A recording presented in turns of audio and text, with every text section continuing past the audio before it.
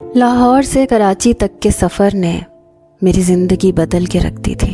وہ ایک ٹرین کا سفر تھا جس نے مجھے راتوں کو بھیانک خواب بن کر ڈرایا تھا، اور میں کئی سالوں تک خود کو نارمل نہیں کر پا رہی تھی۔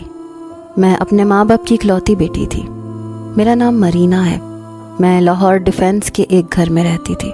میرے ماں باپ کی چونکہ میں اکلوتی بیٹی تھی، اس لیے انہوں نے مجھے اعلیٰ سے اعلیٰ تعلیم دلوائی۔ ان کا خواب تھا کہ میں ایک ڈاکٹر بنوں، اور میں ان کے خواب کو تعبیر کرنا چاہتی تھی۔ میڈیکل کی پڑھائی بہت زیادہ ٹف تھی، اس لیے میں کتابوں میں ہی سر دیے رہتی۔ دوستوں کے ساتھ گھومنا پھرنا، رشتہ داروں کی طرف چھٹیاں منانے جانا، اس کا ٹائم مجھے بہت کم ملتا تھا۔ مگر کراچی میں میری کزن ماریا کی شادی تھی۔ ہم دونوں بچپن سے ہی گہرے دوست تھے، اس لیے اس نے مجھے شادی سے ایک ہفتہ پہلے آنے کی خاص تاکید کی تھی، اور کہا تھا کہ اگر تم نہیں آؤ گی تو میں شادی ہی نہیں کروں گی۔ میں اس کی بات سن کر مسکرانے لگی اور کہا کہ میں کون سا تمہارا دلہا ہوں جس کے بغیر تمہاری شادی ہی نہیں ہو سکتی۔ مگر وہ ایسی ہی جذباتی تھی، اس لیے میں اسے ناراض نہیں کرنا چاہتی تھی۔ میں اپنی ٹف روٹین چھوڑ کر اس کی شادی میں جانا چاہتی تھی۔ میرے ماں باپ تو ایک ہفتہ پہلے ہی کراچی پہنچ چکے تھے۔ میرے چونکہ پیپرز ہو رہے تھے، اس لیے میں نے وعدہ کیا تھا کہ ایگزامز کے بعد میں خود ہی چلی آؤں گی۔ شادی میں اب صرف 3 دن باقی تھے، اور میں ٹرین میں بیٹھی ہوئی سوچ رہی تھی کہ میری تو بہت زیادہ درگت بننے والی تھی، کیونکہ وہ مجھ سے بے حد ناراض تھی۔ میں ٹرین کی اکانومی کلاس میں بیٹھی تھی۔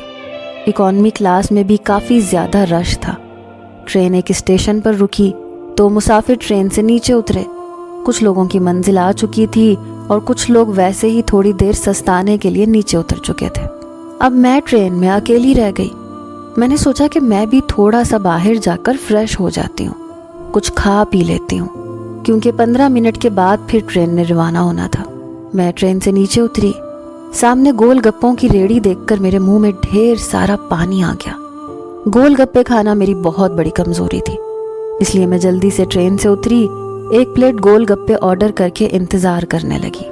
بار بار گھڑی کی طرف دیکھتی تھی کہ کہیں ٹرین نہ نکل جائے۔ بالآخر میں نے خوب جی بھر کر گول گپے نوش فرمائے، تو پھر جلدی سے ٹرین کی طرف بھاگی اور اپنی سیٹ پر جا کر بیٹھ گئی۔ میرے سامنے والی سیٹ پر ایک نوجوان لڑکا سوٹ بوٹ میں ملبوس بیٹھا تھا۔ میں اسے دیکھ کر ذرا سا چونکی، کیونکہ ٹرین سے اترنے سے پہلے یہاں پر ایک خاتون اور اس کے بچے بیٹھے تھے۔ شاید وہ اس اسٹیشن پر اتر گئے ہوں گے اور یہ نیا مسافر بیٹھ گیا ہوگا۔ اس نے کافی قیمتی لباس پہنا ہوا تھا۔ میں ذرا سی محتاط ہو کر بیٹھ گئی، کیونکہ مجھے اجنبیوں سے زیادہ بات چیت کرنا پسند نہیں۔